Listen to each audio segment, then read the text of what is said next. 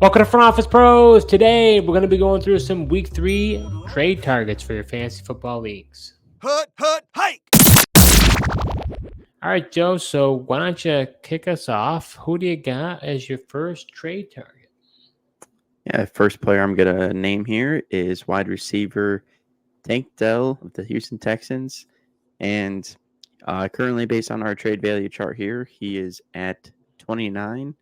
And look, I mean, he hasn't had the best start of the season that if you did draft him like myself, he's been pretty disappointing. So I feel like now could be a decent buy low opportunity for some frustrated owners with this production. And, you know, it definitely looks like so far anyways, Nico Collins has been the wide receiver 1 for the Houston Texans. But, you know, Tank Dell has run 66 routes on Stroud's 77 dropbacks. He got schemed 5 carries thus far. He has a reasonable 16.1 target share, and he currently has a 14.4 average depth of target, which is 16th among 84 qualifying receivers. So, I mean, I think some of those underlying metrics there are positive, and I think there's still some big games yet to come. I mean, Tank Dell dropped a pass in the Sunday night game that would have been a 50-plus yard gain, if not possibly he turns it into a touchdown, and, you know, his day looks a lot different. Yeah, I just wonder, it seems like it's interesting that his ADOT is so high because it seemed like in watching that night game, it seems like they were throwing swing passes to him out in the backfield, running a lot of reverses with him and giving him carries. It didn't seem like he was being used like he was in his rookie season. Yeah, I wonder if that's a product of the Chicago Bears defense too. I mean, they are a really good defense. I feel like they kind of take away those big plays, and I think hitting those over the middle plays and a little bit deeper, easier for a big bodied receiver like Nico Collins, who can kind of box out those defenders. So maybe maybe it's just me hoping, but I you know, that's not a very good matchup against the Bears. They're a very good defense, and hopefully, you know, and honestly, the Texans have been in pretty good positive game scripts thus far.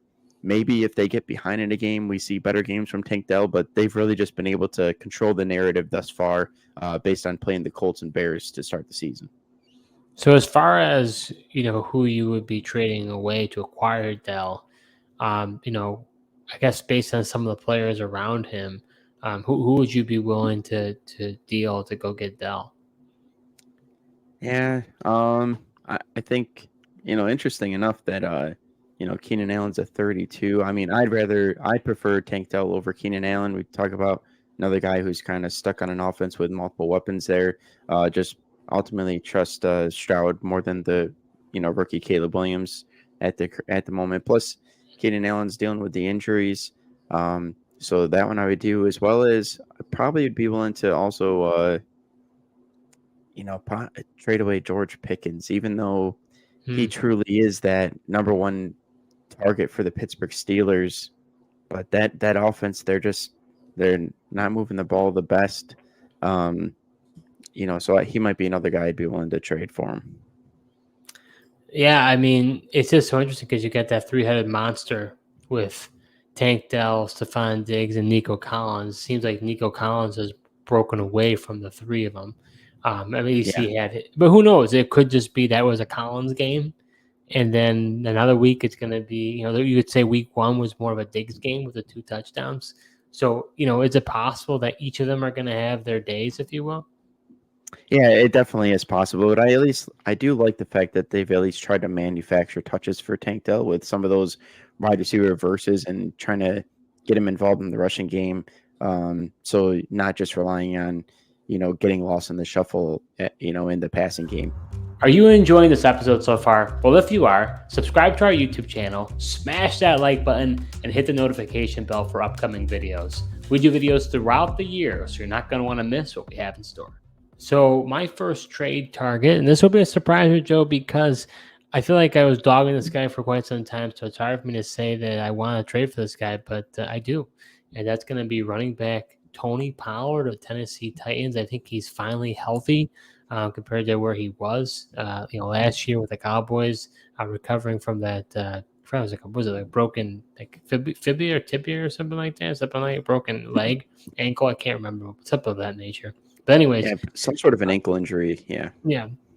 So what was interesting was that Tyjae Spears suffered an ankle injury and did not return in the game.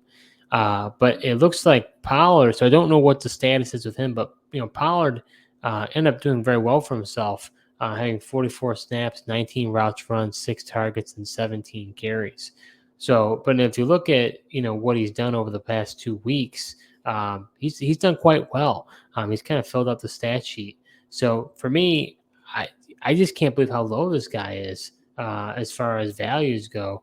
Um, I probably would be willing to trade away a guy like Rashad White, even a guy like Aaron Jones, to be able to acquire a guy like Tony Pollard. It just seems to be kind of the main piece of that offense right now. That's probably the most steady, to be honest with you. I know Ridley's gotten some looks, but I like Pollard. I think I don't think you have to trade too much for him. He's not a flashy name, but I think he could be consistent. And he's got some really interesting matchups at the end of the year in that playoff stretch, playing the Colts, who they look abysmal at the run defense. People are just gashing him left and right. And then you got the Jaguars as well, who I don't know if are that much better either. So, it's never a bad thing to plan early. You want to make it to the playoffs. I understand that, but you also want to have the right player mix during that time. Yeah, no, I think Pollard's a good one. He was somebody that I was interested in. Didn't end up getting him a lot of places, but I had just come to the realization and stuff prior to the draft that I wanted Pollard of the backfield compared to Tyjae Spears, just because, like you said, him finishing the season healthy with the Cowboys, I feel like he showed flashes of the old Tony Pollard we're used to seeing, so thought it would carry into this year, and so far it really has. Yeah, I mean, he's just getting the volume, and that's what I like to see is how much he's being utilized. Because that's, I think, why people liked him in Dallas so much was the idea that he was going to get the ball quite a bit.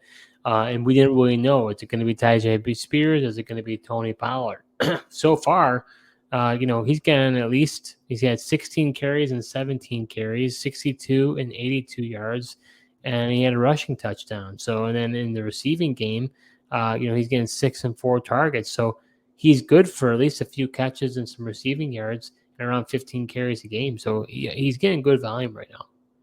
Yeah, and like you said, with Tyjae Spears, currently hurt, that volume there is only going to go up, and he won't have. I'm not sure who else they might use, but I'd think that would definitely bode in his favor. All right, Joe. So who is your second trade target? Second trade target I'm going to go with is wide receiver Xavier Worthy. I know this guy had a breakout week 1 with 2 touchdowns, a couple of receptions for 47 yards, and then also that his first touch, that 1 carry for 21 yards, and happened to be a touchdown as well. Then last week wasn't as utilized. He did have 1 more target in week 2 against the Bengals. Just turned out to be 2 catches for 17 yards. Also had another carry for 5 yards. But what I'm interested in is I think this Kansas City Chiefs offense is going to transform. They've been very run heavy with Isaiah Pacheco. Now that we know he's on the IR, probably going to miss 6 to 8 weeks, they're saying, depending on how everything goes. I think we might see this Chief offense evolve to what it was when Patrick Mahomes was a QB that you wanted, more of a pass-happy offense, might be more checkdowns. And I think Xavier Worthy is a guy that they might use an extension of a run game, obviously he's gotten carries in back-to-back weeks here, but then maybe he gets utilized in the screen game and maybe not just that shot down the field. Yeah, I mean, with Pacheco going down and being out for several weeks now, it looks like the identity of that offense could change drastically. Like you said, I mean, I know they brought in Kareem Hunt. He's, how much more tread does he have left on the tires? And he's 29 years old. They got Samaje Perine. He's not getting any younger either. And then you got Carson Steele. So could be a running back by committee approach, but, they may start to decide to air it out more. They haven't really done that. They may start to now. And even Kelsey himself really has not been, I think he's had the worst starters to his, this season's the worst start that he's had in his entire career. So I think that might change pretty quickly. Yeah, I mean, in terms of Mahomes just hasn't had to pass a lot. I don't even think he's thrown um had 30 attempts, passing attempts in a game thus far to start the season here. I'm pretty sure. So passing attempts have been low. That's what they were run heavy to end the year last year and utilizing Pacheco. That's why I'm thinking that the shift may happen. You know, Carson Steele, he's a rookie. They list him as a fullback. I know he was decent in college, playing at a smaller school. And then P. Ryan, I think, is just a guy that they utilize in the pass game. I don't expect him to get a lot of rushing volume either. So now, who would you trade? Who would you trade away to acquire Xavier Worthy at this point? Yeah, surprised. I was surprised how high his value was, honestly, at 33. Just being that I know he had the big week 1 breakout, but if you would have played him, you would have been very disappointed last week against the Bengals. But it's tough to say. But maybe Amari Cooper, who's been disappointing as well, but he's got the name value, and I think probably Jalen Waddle as well. Yeah, I thought the same. Yeah. Even Michael Pittman. I just don't see things getting better for him with Anthony Richardson at quarterback. But Waddle, same thing. Tua's on the IR. Does he play football again? We don't know. Skylar Thompson, not so sure how many wide receivers he's going to be able to support. I think Tyreek Hill may get his, but I think it's going to be tough for Waddle in that offense. Yeah, that whole Dolphins team will be very interesting to see what happens now. Tua's not the quarterback. Could be a window that you should probably take advantage of, or if values are already so low, you just hold on for dear life and hope that something comes of it. But yeah, it's interesting. I see the path of what you're saying, Worthy. I think the players that you mentioned, I think make sense, especially if you want to go for the upside. Yeah, and I just think now might be the time, because if you wait and if the passing volume does increase and Worthy starts getting more utilized, especially with Marquise Hollywood Brown still out, so it's really just him and Rashee Rice at this point at the wide receiver position. I do expect Kelsey to possibly get more involved as well. He's had little to no involvement, but I still think that could even help a guy like Xavier Worthy. So my final trade target is going to be tight end Kyle Pitts. I know he's been disappointing so far. Honestly, the whole tight end group has been disappointing, other than Brock Bowers. In the first week, he did have a touchdown, three catches, 26 yards this past week, 3 catches, 20 yards, 4 and 3 targets. So the reality is that he, is not getting the volume that we hoped that he would. But I would say that I think that his involvement in the offense is still positive. I mean, he had 45 snaps, 23 routes run. So he is on the field. I think Kirk Cousins is just not fully himself. I think it's going to take a little while, maybe a couple more weeks, for him to really look like the Kirk Cousins that we've come to know. And I think once that happens, I expect Pitts to kind of ascend. Same thing, honestly, with the Jets offense with Aaron Rodgers. I mean, you got to remember the Achilles injuries for both of those guys were significant injuries. It's going to take them a while.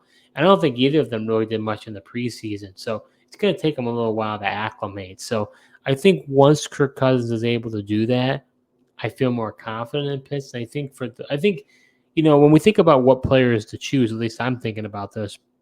I'm not just trying to pick anybody willy-nilly. I want to pick somebody who I think you could logically have an opportunity to trade for this player. If you drafted Pitts, I drafted him and I also traded for him.